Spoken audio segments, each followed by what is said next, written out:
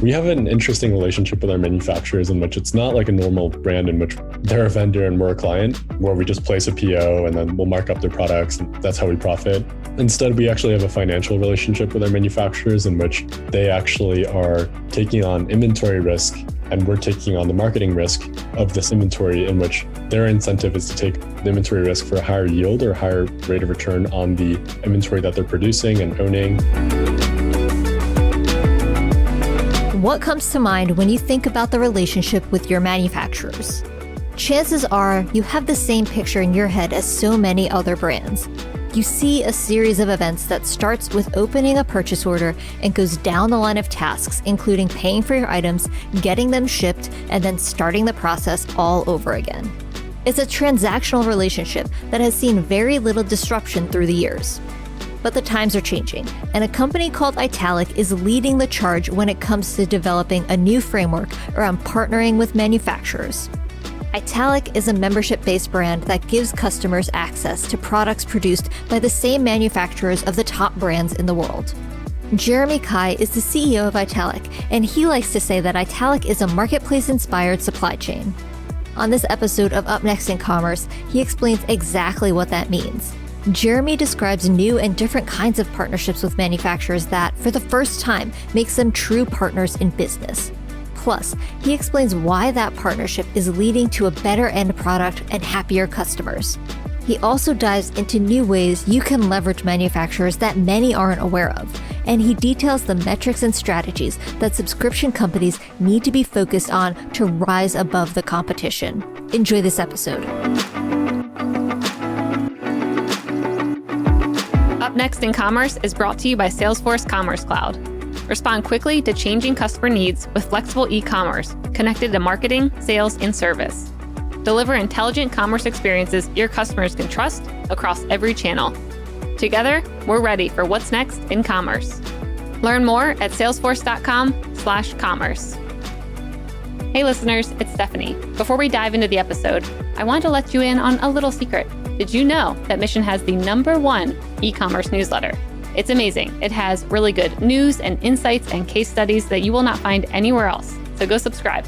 mission.org/upnextincommerce. All right, on to the show.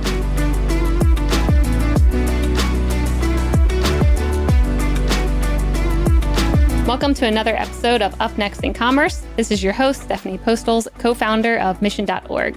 Today, we have Jeremy Kai on the show, the CEO of Italic. Jeremy, welcome. Thanks so much for having me. Yeah, I'm excited to have you on the show. I was mentioning earlier that I've read quite a bit about you guys. I see you in a lot of the e-commerce newsletters that I follow. So it seems like you're growing in popularity, at least when it comes to people writing about you right now. Yeah. I don't know if that's a good success metric, but we're doing I think a good job on media coverage right now. There you go. I think it's a pretty good one. So tell me a bit about Italic for anyone who hasn't heard about it, doesn't know what it is. I would love you to give a brief overview of what it is. Sure. So Italic is an annual membership that costs $100 a year, and our members get access to hundreds of products that we design and develop in-house, ranging from cookware to bedding to towels to apparel and accessory, footwear, and many more coming soon. But the difference is we sell them at prices where Italic doesn't actually make a profit. And this actually results in pricing that is dramatically lower than both direct-to-consumer companies as well as traditional incumbents, oftentimes in the 40 to 50 to sometimes 70 to 80% range. And we've been around for about 2.5 years, but we've only launched the membership about a month and a half ago. And so far, it's been a pretty good start. Very cool. So you have this membership and you're not making money on the actual products. Tell me a bit more about what would be an example of something you're selling and how are you encouraging people to sign up for a membership to get access to everything you just mentioned? Sure. So one example of the product that we sell, and all this applies to all of our products, is let's just take our Slumber cotton sheet set, for example. So the sheet set sells anywhere from, I think, actually, I might have to actually look at this for cross-reference, but I think it's anywhere from $80 to $120. And those are prices where, we're not actually making money. Those prices do include things like, freight and warehousing and fulfillment fees. But generally, it still comes out substantially lower than than the prices that our competitors would set. And then in terms of how we're actually attracting new members, really I'd say it's from two general ways. One is, I think the goal is for our members to be saving money on their first purchase. So this oftentimes comes through the lens of product marketing. If we do a great job of really letting the products, tell their own story of saying how great quality they are, the same manufacturers and so and so brands, which certifications these manufacturers have, what specific details of the products, really sell the product itself. I think that actually helps sell the membership for us because we don't really have to say like, hey, with this membership, you're saving all this money. Instead, it's like, hey, this product is obviously really great and it's really high quality. But then once you look at the price point, the perceived value is like, oh, I'm going to save pretty much the entirety of my membership fee in one or two purchases, which we see in the vast majority of cases. Typically, 93% of our new members will break even on their $100 fee in one order. But on the flip side, on the membership, this is different than the standard transactional model in which you have to be a paying member in order to purchase anything. So I think we do have to do a fair amount of education in terms of showing our audience who might become members, hey, this product, you can only buy it if it's a membership. This is how the platform works. This is why it's different than a brand. And I think we have to put out a lot of content in terms of actually sharing, like, this is how we were able to put together this offering that doesn't really exist elsewhere. So we do a little bit of both, but I would say right now we lean a little bit heavier towards product marketing since we have a lot of new exciting launches coming up. That's awesome. So talk me through a bit about like, what was your thinking behind creating a membership program for it? Because I think I saw you started out with it and then maybe you stopped doing it and then you stared again. Yeah. And feel free to correct me if that's right. Not right, but tell me about like, what was that journey like?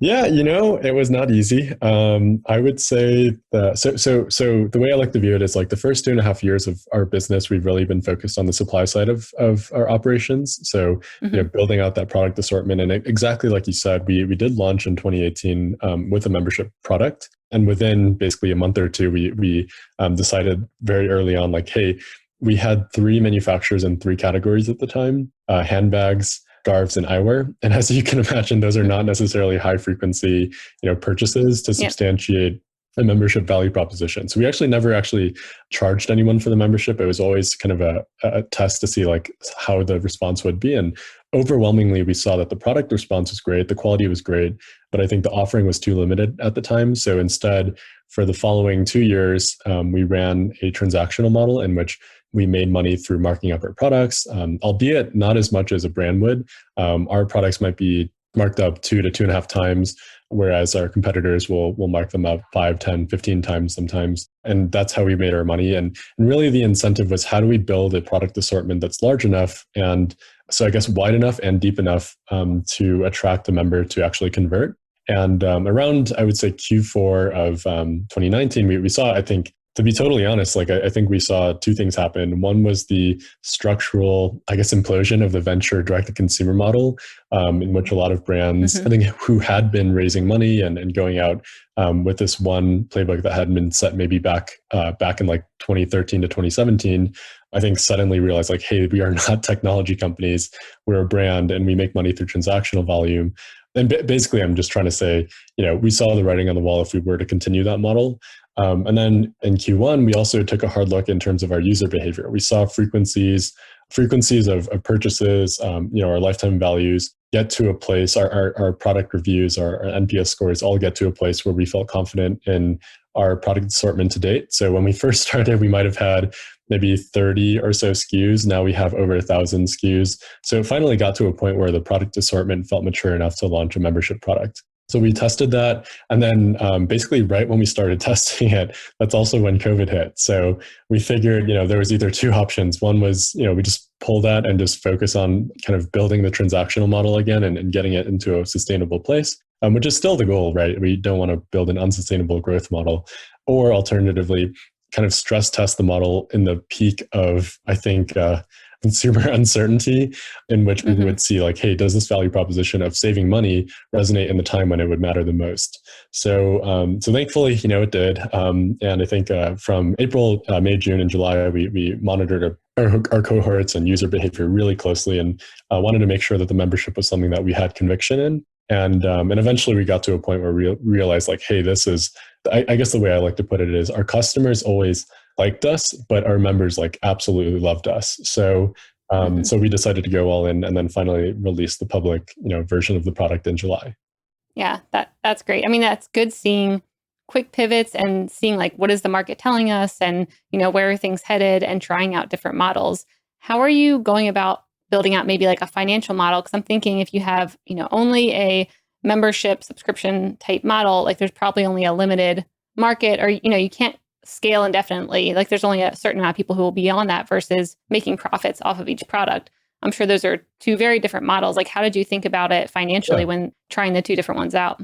Yeah, that's a very valid point, and I think we knew going into it that there is a lot of subscriptions out there and a lot of subscription fatigue in at least the States and in the US, in which everyone has like a Prime Now or a Prime membership or a Spotify subscription or a Netflix, and to add one more to that is always asking a lot. So I think we knew going into it like, hey, this is kind of like all or nothing, in which like you can't launch a kind of half-baked type of membership product.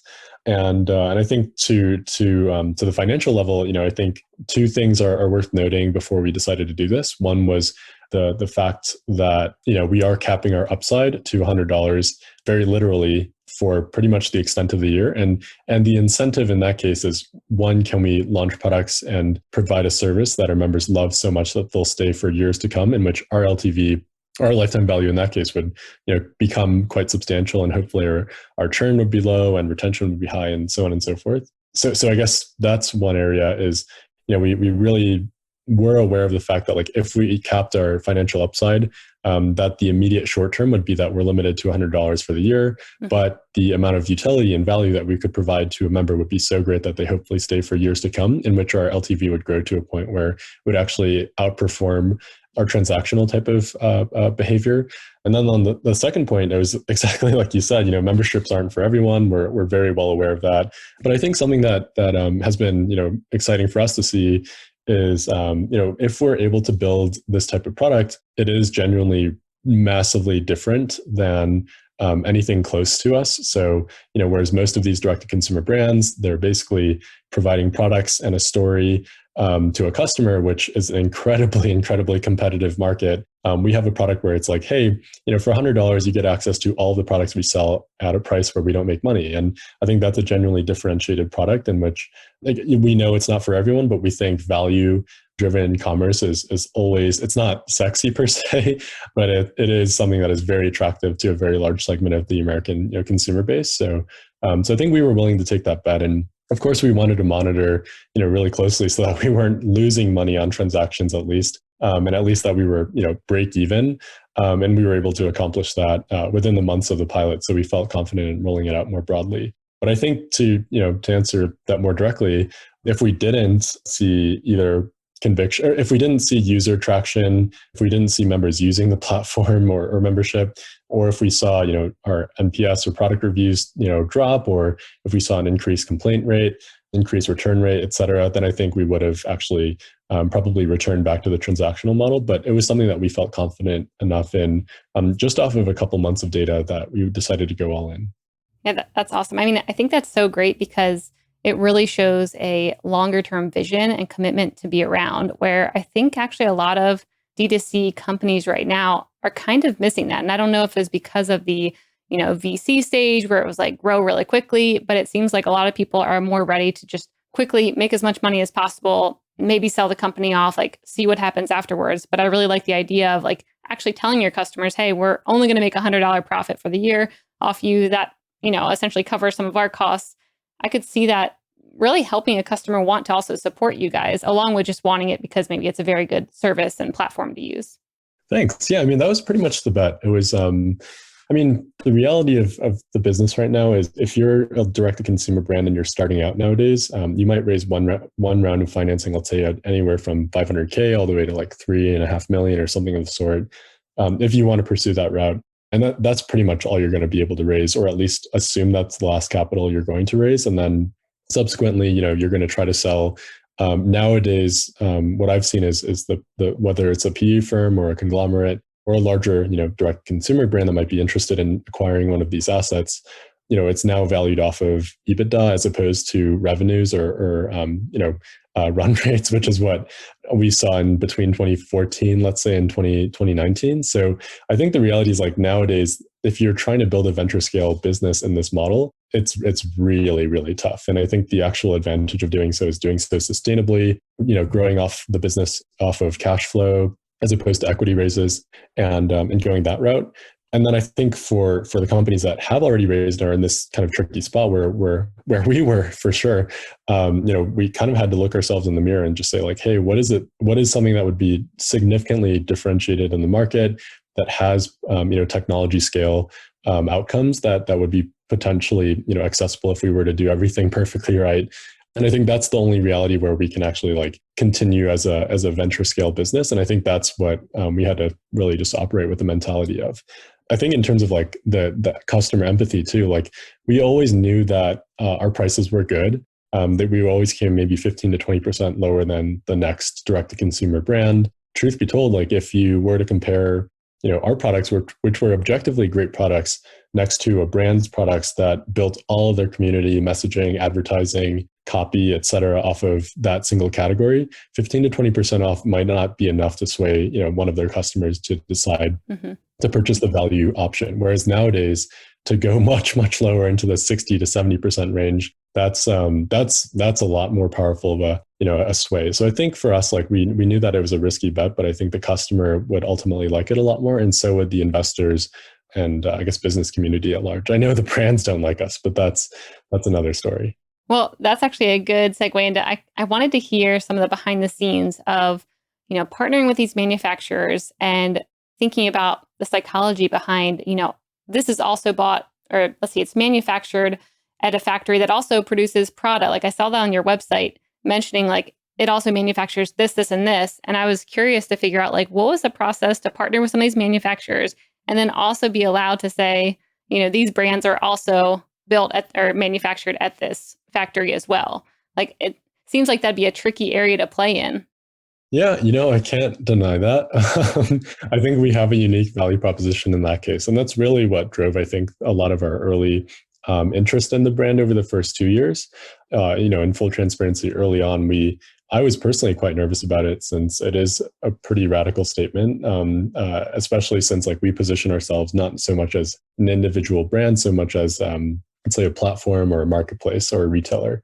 So I think in the early days, like we were very careful. And all of these things, it's not to say that we've like loosened up on this. We're still very, very careful about auditing all of our partners, making sure that we're working with the best of the best in each category, regardless of where they are in the world.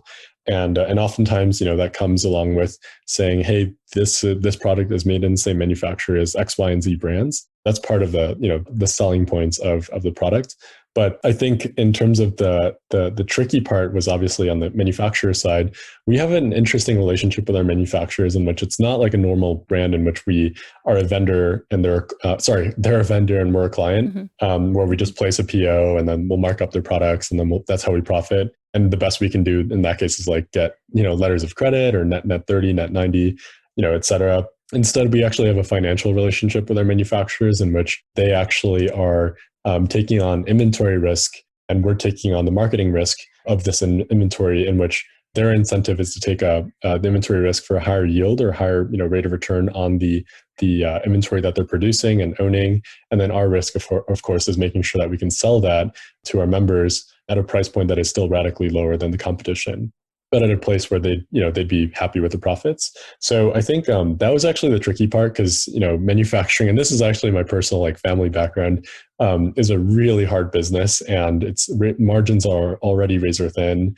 On a final sale, a brand or DTC brand might take like 80% of the margin and cost might be like 20%. And the manufacturer might actually take like 5% of that cost. So that's like honestly how it works. And it doesn't matter if you're like a legacy brand or a direct to consumer brand, like manufacturers treat them all the same because it is the same for them. I think on the flip side for the manufacturer, like they are not oriented to take capital risk. So, they have predictable revenue. It's like if you place a PO, we expect payment by a certain date. Whereas on Italic, there is no legitimate end date for a certain PO to be paid. So it's a little bit nuanced, and that was actually the hardest part, I would say, of convincing these manufacturers to join. It really wasn't the brand piece. The brand piece we're always very careful of. We always do very careful audits to make sure that they're factual claims.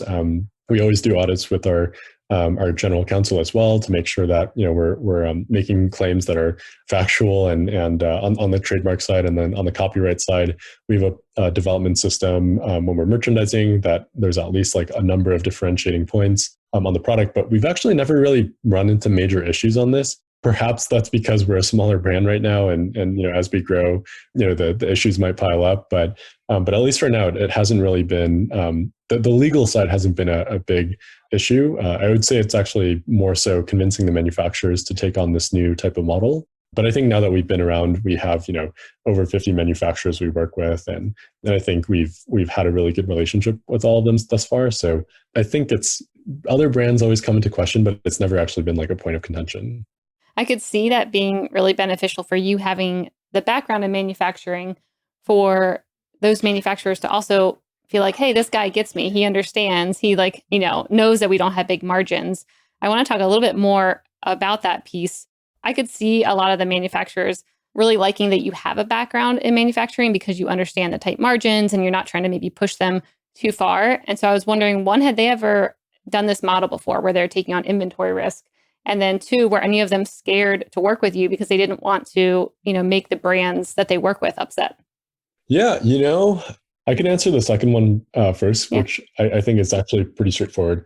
That has never been a reason why a manufacturer wouldn't work with us. I thought it would be, but I guess in actual practice, I think it hasn't been. And the reality is, like, most of these manufacturers have a number of clients, and I think they will readily offer new clients the current client list and say, like, hey, this is who we work with. You should trust us, as part of the vetting process. So what we're doing is bringing that information that all the brands already know and offering that to a customer as well. So one more layer of information that a normal brand would never offer. So the bigger issue with the manufacturer is actually more so just capital. It's like, hey, you got to front hundreds of thousands of dollars for this first run, and you're not going to see a payback until we start selling it. And depending on when we decide to launch it or decide to really invest in growing that category or product offering, the return might not be immediate. So I think that was actually the biggest problem. Every so often we'll hear it come up as like, hey, we'd prefer that not to happen, but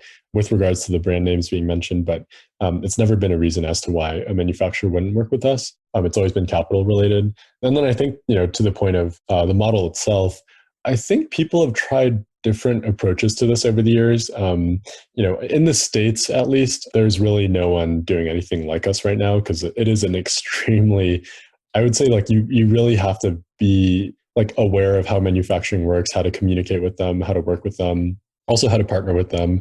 And that's not something that like the vast majority of American brands will ever understand. And for good reason. Like they really have no reason to, because the entire business model of commerce is built on markups, as opposed to us where you can basically just treat them as a vendor. And if it's not working out, or if you need better pricing, you can always countersource, and so on and so forth. So the relationship there was always rather fragile. Whereas for us, it's very strong from day one, because we have to be, in which we become basically financial partners immediately.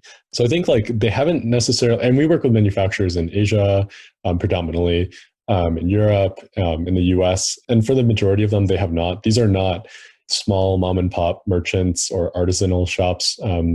They are pretty professional, large scale production houses for very large runs. We work with like 5 different publicly listed manufacturers. So I think for them, this model is, I like to call it like a private label as a service, in which they can experiment very rapidly. If it works, and we do all the design and development in-house. So we take care of pretty much all the heavy lifting on the stuff that they don't have. But if it works, I mean, great. And if it doesn't, the downside is basically the capital that they put into it. And we haven't had that happen yet. Mm-hmm. So yeah, I think we like to think of it as like a marketplace inspired supply chain, which none of these manufacturers have encountered before, but it is something that I think has promise. Yeah, it's so interesting thinking about everything that's going on behind the scenes. And I honestly have not even gone deep into the world of manufacturing, so I have so many questions. But one that comes to mind, which is probably maybe a more basic one, but how did you even go about finding out who manufactured what products? Like if I owned Prada, which I do not. I definitely don't. But if I did, and I was like, hey, who makes this? Like, this is really nice. I want to find out, what factory it's coming from or who's actually behind the scenes making it. Like, how did you even start that process of finding that out and then, finding the next one and the next one and maybe getting referrals? Well, I mean, you kind of just named it. It was sourcing is a weird business in which it's still, and this not just sourcing, but like a lot of the supply chain is still heavily relationships based, in which it's like, who do you know, who do you know, who do you know, and that's who you're able to work with. And in the early days, how I personally met and lived between like China and Italy for the first year of the business, and met with hundreds of manufacturers, many of whom are now our partners. But in the beginning, we're very skeptical. Who is this guy? Who is this company? And I think it's the best way to put it. It's like in terms of sourcing, the best way to do it is through referrals. We've tried everything from digital platforms to sourcing companies to even trading companies just to see what type of quality and price point we could achieve. But ultimately, we've always found the best option would be to do direct sourcing ourselves. So we actually have an internal team coming from the likes of Patagonia, Arc'teryx, Zulily, and Amazon, really focused on sourcing the world's best manufacturers in each given category. And each time we want to enter a new category, we'll always ask for referrals from our existing manufacturers. There's digital products that help you find manufacturers through other sources, but generally we found the best have always come through referral. Yeah, I think I've looked online before, looking into maybe this is a 3PL that I was looking at. Either way, that whole world seems pretty behind the times when it comes to trying to find things online and get details about it. And so, yeah, it does seem like referrals would be the best bet in that industry. So when it comes to inventory risk, like you were mentioning that the manufacturers take on the inventory risk, do they also have a say when it comes to the pricing of the product? Yep, they definitely do. We are, hand in hand with our manufacturers at every single point in the development journey, from material selection, color dyes and sample reviews and so on and so forth, in which, if we are talking about cost structures and cost payments, sample reviews, we're always thinking about price, and we're always very transparent with our manufacturers in terms of what our research tells us. So if we believe a certain, price threshold is too high, we'll tell them. And vice versa, they'll tell us like, hey, this is getting expensive. Do you think your customers or members will still want that? The incentive for a manufacturer is to earn a higher than normal profit margin on Italic sales because they're taking on the inventory risk. So we're able to pay them out, substantially more than they would ordinarily make. So I think, they're very in tune with our orders, sometimes even more than we are in terms of the performance. And we've also built a lot of internal dashboards that we we'll share with all of our manufacturing partners for them to log into, view the performance. Sometimes we'll need to set price points that are lower, so that will encourage product to move faster, and they're able to cut down on their margin. But still, again, it's at price points that are pretty much close to cost. So it doesn't really, move the needle too much nowadays that we're past the transactional model.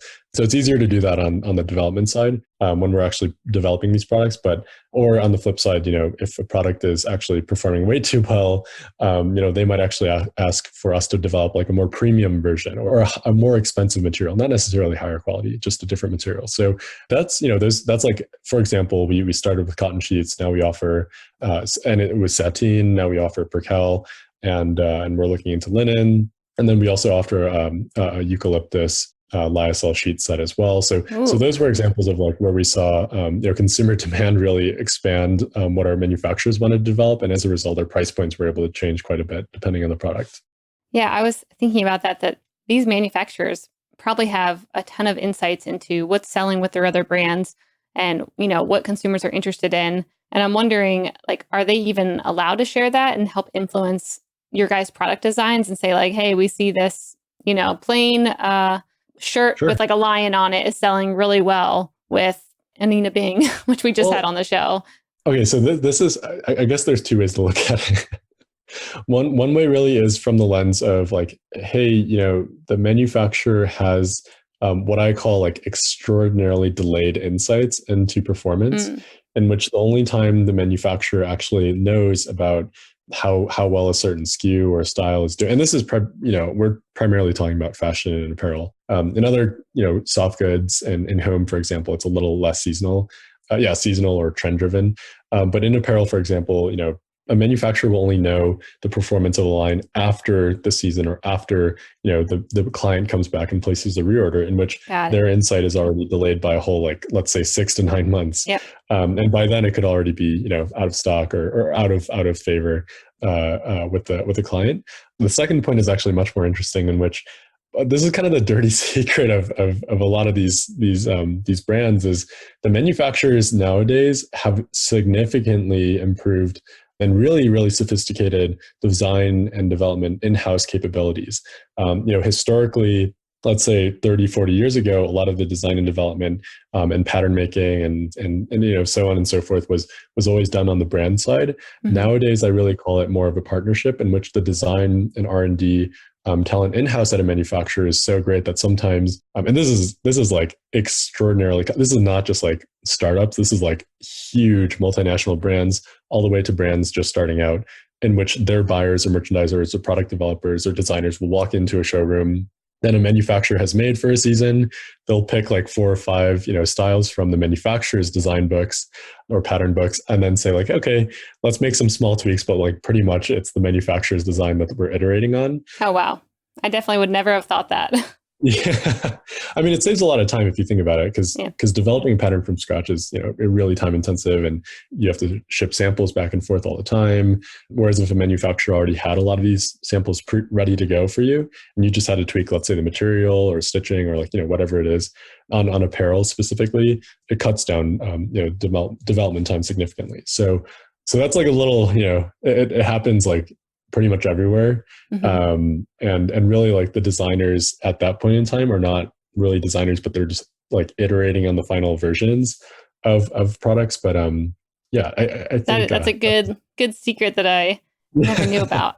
When you're thinking about getting maybe inspiration though, and you're looking around at some of the more luxury brands, I mean, how much of that can you actually take and use? Because when I'm thinking about, like, there's certain things that without a logo on it, you'd probably be like, is that, from Walmart? Or like, sometimes the logo makes it where if it didn't have that, I don't know personally why anyone would ever buy it. And I sometimes don't know why they would buy it either way. But like, have you ever had an experiment like that where you've been trying to maybe let a brand or a popular brand influence products, where then you're like, oh, actually the logo kind of made that one? Yeah. I think the way I would respond is, so one thing we really care about a lot at Italic is having a data-driven sense of merchandising, in which, we're using our customer insights to really drive the product decisions that we're making, both on the technology front as well as the product development front for our physical products. And I think what we realized is, to your point of, does a logo make a product, or does the product make the logo? Which is actually, maybe a good way to think about it, is the fact that, like, logos matter to some people and it doesn't matter to other people, mm-hmm. but everyone has a specific, like, category in their lives in which they care about having a logo, and then vice versa. Like, that same person might not care about having logos on other products that other people might. Yeah. So I guess a better way to put it is, let's say, you really care about having a logo on your handbag, but you actually, and I don't know if this is true or not, but like, let's say you don't actually care about having like the top of the line, logo on your bedding or all clad, cookware, or, Le Creuset, Dutch ovens or what have you, mm-hmm. right? Like, so let's say that's actually the mentality. On the flip side, I think there's a lot of people out there who would actually have the alternative approach, which is like, I don't care if I have a big, fancy handbag, but I am really into cooking, and I want the fanciest like cookware, and I need to have like XYZ brands, cookware in order to feel good about my purchase. So what we found through a lot of our surveying is, like, one, the main reason why people buy from us is quality, yep. In terms of like the product. And the second is design, and overarching, I guess, like, the main reason why you sign up is because you're getting quality at cost. So the price point and the value you're getting out of your products is really, really high. Relative to, pretty much any other option out there, because we're not making money on the products that we sell. So I think what we found is the people who sign up, like, if you're a fashionista, for example, you're probably not going to buy like our fashion products, yeah. but you might actually sign up for your home goods, and then vice versa. Someone who really cares about like that specific type of bedding, or having really great, towels or candles or what have you, but doesn't really care about, having like a logo on your, or the next trendy thing Like the way we look at merchandising is really like anti-seasonal, in which we're trying to find products that are always evergreen. They might not be always in style or in vogue, but we know that they're consistent things that people will always want to buy. So that's why we try not to fall too hard into like having a specific branded look on our products. The product should be able to stand for their own. I like that. I was just going to say quality always matters, I would think. I'm definitely your person because I'm a logoless person. I don't care about the brand or where they come from. If the quality's good, it doesn't matter to me who makes it as long as the quality's good and something lasts. So yeah, I like that. Yeah, exactly. So when we're thinking about metrics for a subscription business, yours is very unique, of course, because, right now you're like, we're not going to make more than $100 per person. But how are you guys tracking things? Like what metrics are you looking at right now to see if things are going well? Yeah, we changed our metrics a lot as we transitioned from a transactional model into a subscription basis, as you can imagine. But what was interesting for me is like, because we run this type of membership in which it's not okay, I guess before I get there, there's really, in my mind, there's like three types of consumer subscription products. One is like you get something in a box every month and it's on a set frequency that you can customize. Secondly is you're paying a subscription for a discount. And then thirdly is you're paying subscription for access to a certain product, whether it's digital or offline or whatever it is. And I think we fall into the latter two, in which you're paying for Italic because you want a discount on your products, but you're also paying for access to even shop those products in the first place. I think when we actually transitioned into this model, we realized like, hey, all those transactional revenue metrics that we were tracking are actually great indicators of engagement. So now those are our leading indicators of, are these members happy? Are they getting the most out of their membership? Are they unhappy because they're not using it? Are they logging back in? Is the conversion rate high for members? Is our average order value like growing as we add new products, or is that actually shrinking, in which the products we're adding are actually, lower price points? So on and so forth. And it's a pretty sophisticated, I think, model that we've had to build in order to actually price these products at a price where we're not, losing money on each sale, but also not making money. So on the engagement side, all the things that historically e-com companies would track, so conversion rate, your LTV, your frequency of purchase, your contribution margins, like these are all things that have now become like performance indicators on a membership basis as a cohort of how we track a certain cohort doing over time. But now what matters on the company side is actually, are we adding new annual subscribers happily? Are they staying? What's our opt-out rate? We offer like a 30-day period in which if you sign up and you decide not to place an order and you want to get a refund, we'll provide that, no questions asked. Right now it's sub 5%. So I think like those are questions that, we've, or metrics that we've, done a pretty deep dive in terms of like what we actually want to see. And those now really the core metrics are like, what's our new annual recurring revenue, because it's an annual plan. And then secondly, like what is, we don't have retention yet since our first cohort is still 7 months out from renewing. But the second kind of indicator of that is like, what are all the engagement metrics telling us? And does that suggest that they're likely to churn or stay? So I think those are like the metrics that we've transitioned towards, and I mean, there's a lot more that I could kind of dig in there, but that's kind of at a high level how we think about it. That's great. So are there any methods right now that you're experimenting with and seeing success around when it comes to keeping your users engaged or staying top of mind to them, or even like different things that you're changing for the website that's kind of connecting more with the customer when they're coming there? So any tests overall? Yeah, I mean, I think we aren't great about testing, and I'll be really forthright about that. Like, we don't have much testing infrastructure built in. Like, we don't have the ability to test, pricing. A/B tests for us are really just like, I think, very, very incremental changes. I think the biggest step function change was just the transition from the transactional model. And I guess like the best way to kind of really put this is like, for example, during our pilot, we saw behaviors in frequency and lifetime value that we would expect on a transactional customer at month 12. We saw that on a membership level between weeks 4 to 6. So it was a literal 10x increase in utility and activity for that member versus a customer who would otherwise purchase the product as a standalone. So I think that's what I meant, like going back to the point of customers liked us, members really love us. That was something that we really saw. And then I think in terms of like, metrics that we're looking to kind of test or at least improve with our customer that can improve the experience for them, or at least hopefully will increase their ability to increase our retention rates.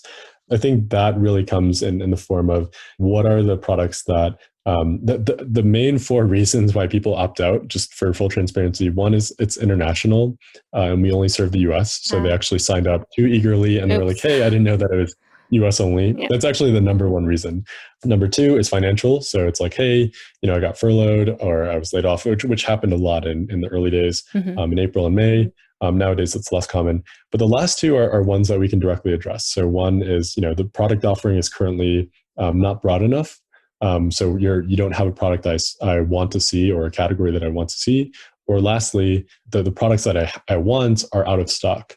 So those are directly in our control. So for example, we'll show now in a coming soon page, like what products are coming next for members, and that keeps them excited.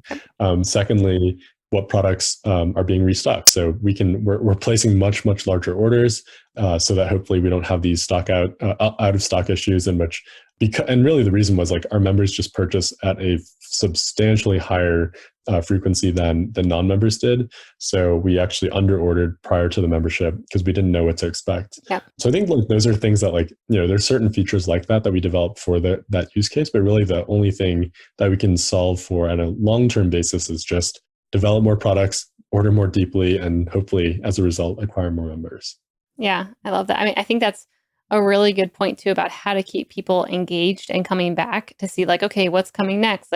What's the new t-shirt that's coming out that I can get really excited about? Because I could see a lot of members, maybe at least in my head, I would think if I am in a subscription or a membership, I would probably front load a lot of purchases right away to kind of get that value. And then I might forget. But I think that's really smart to find ways to keep someone like me engaged, coming back maybe a couple months later if I forget, so that I will renew after the year.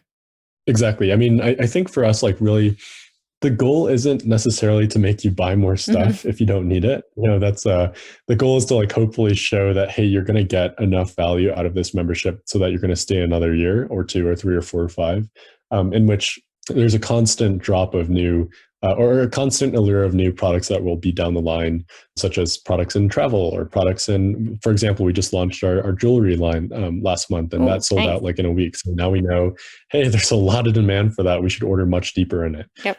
So I think constantly testing on the product side is something that we do a lot, but now that we're not making money on the transactions, we're not trying to force you to use it unless you want to yourself. Yeah, very, very cool. So I saw that you guys had a sign-up list. I think originally it was over 100,000 or something along those lines. And I was wondering, how are you going about acquiring new customers? What kind of channels are working well for you right now? What are you finding success in? Yeah, that's the hardest question for anyone in commerce nowadays. So in 2018, we had a strong wait list going into the membership, and then once we launched, we were like, hey, the membership's not going to work. So we dropped it. And instead, all of those people on the wait list became our email subscribers. And we were, fortunately, they eventually became customers as well. So that was where a lot of that 100,000 original list went to. And then more recently, we actually had another wait list. This time it wasn't for marketing purposes, but it was actually a legitimate operational wait list in which we simply didn't have enough inventory to serve, all of our members to a great experience, in which if you logged on and a third of all the products were sold out, that's not something you want to see as a first time experience. So we had the waitlist up for a while, up until, we can restock more deeply to address those issues, which we've recently done. In terms of the new customer acquisition, I'll be totally honest. It's a mix of performance marketing and brand marketing. We internally separate our marketing team into two. One is brand, which is everything non-pixel based or non-attributable to a pixel, and everything growth is pixel based, in which it's pixel attributable. And the intention of growth is to grow the membership base.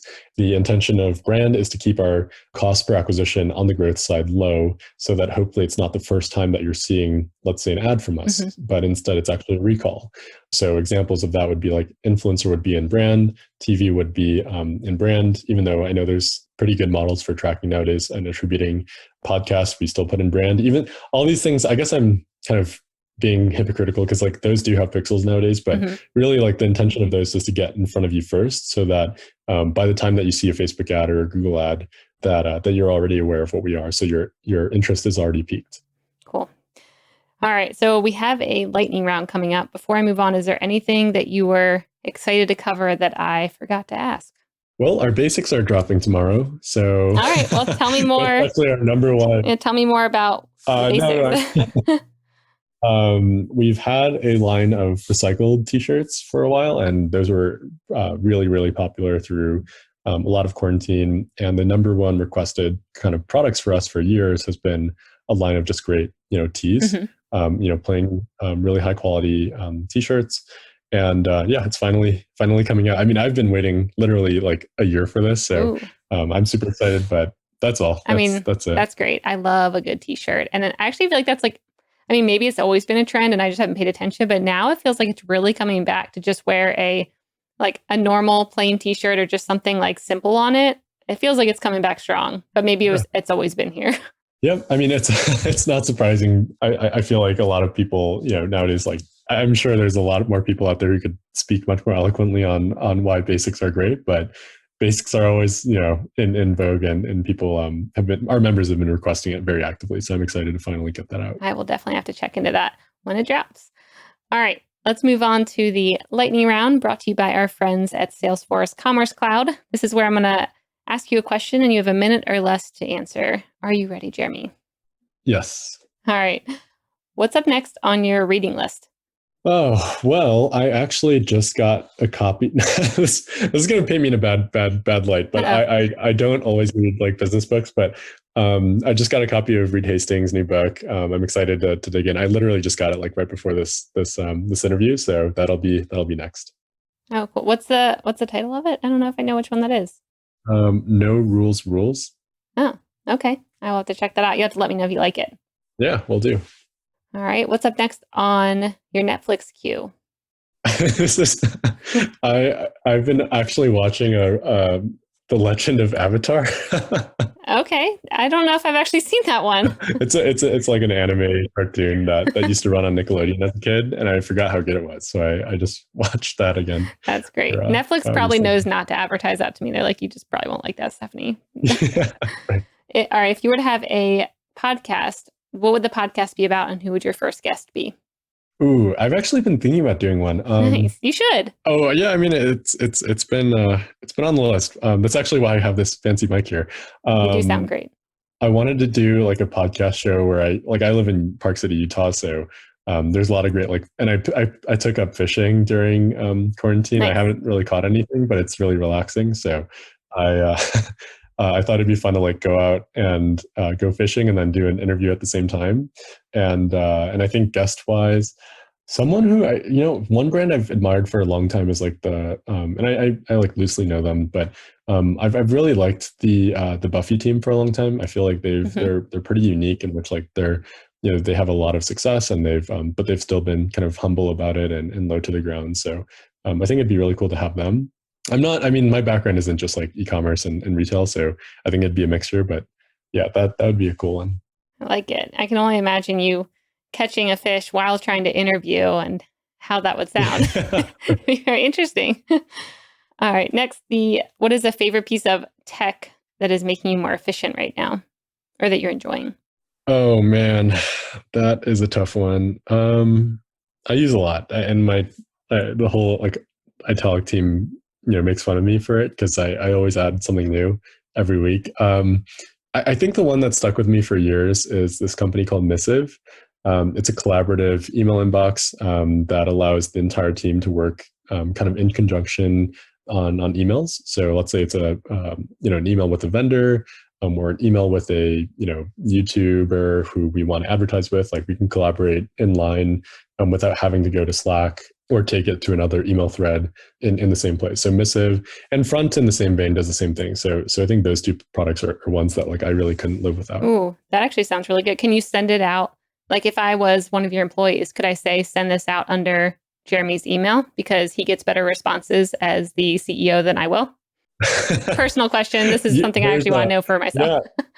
There's actually a setting to do that in which you can share an address and other people, like let's say an assistant can send it for you. So yes. I like that. Okay, I'll have to check that out. Awesome. All right, the last slightly more difficult question. What one thing will have the biggest impact on e-commerce in the next year?